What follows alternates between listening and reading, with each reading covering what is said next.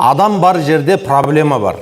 Адам баласының өзінің де жан дүниесі ар ұят, намыс, қажыр қайрат, жігер сияқты құндылықтардан немесе нәпсі құмарлық, көре алмаушылық секілді сондай жаман дүниелерден тұрады. Адамның баласының өзі екі түрлі жолға, екі түрлі бағытқа әрдайым ұмтылып тұрады.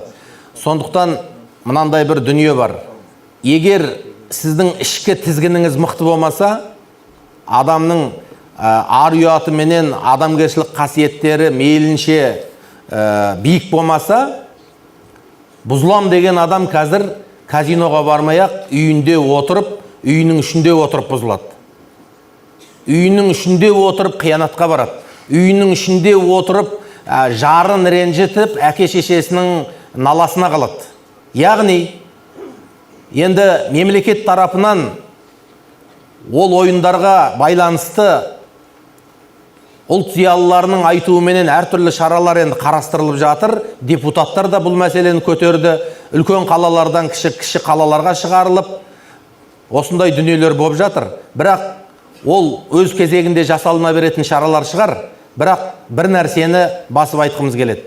Егер сіздің ішкі адамгершілік тізгініңіз мықты болатын болса, ұлттық иммунитетіңіз мықты болатын болса, казиноны сіздің үйіңіздің ішіне әкеп қойса да сіз одан бұзылмайсыз. Ал егер адам баласының нәпсісі көтеріліп, өзіне өз тізгінін өзі ұстай алмайтын болса, мемлекеттен шығарып тастасаңыз, ол келесі мемлекетке барып ойнайды. Ол жердің келесі бір полюсінде болса да оған барып ұрынады. Сондықтан мүмкіндік болса, әр адам кішкентайынан, бала кезінен жамандықтың жамандық екенін, жақсылықтың жақсылық екенін санасына салудан тартынбауымыз керек. Көп жағдайда білесіз бе, адам баласы сондай харам істерге неге барады? Әуелі кішкентай елеусіз харамдарды істеуден басталады соның барлығы. Ешкім педофил болайын деп педофил болып кетпейді екен.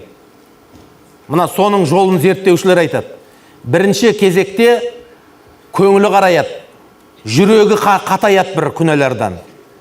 Сөйтіп біреуге кектенеді, біреуге өштеседі. Немесе келесі бір адамдар зинақорлық жасайды, зинақорлықтың түр-түрімен айланысып, сол нәрселерден әбден зықысы шыққаннан кейін бір жаңа түрлеріне бойырып, сол арқылы мысалға педофилге барады. Сол сияқты құмар ойнайтын адамда бірден құмар ойнап кетпейді.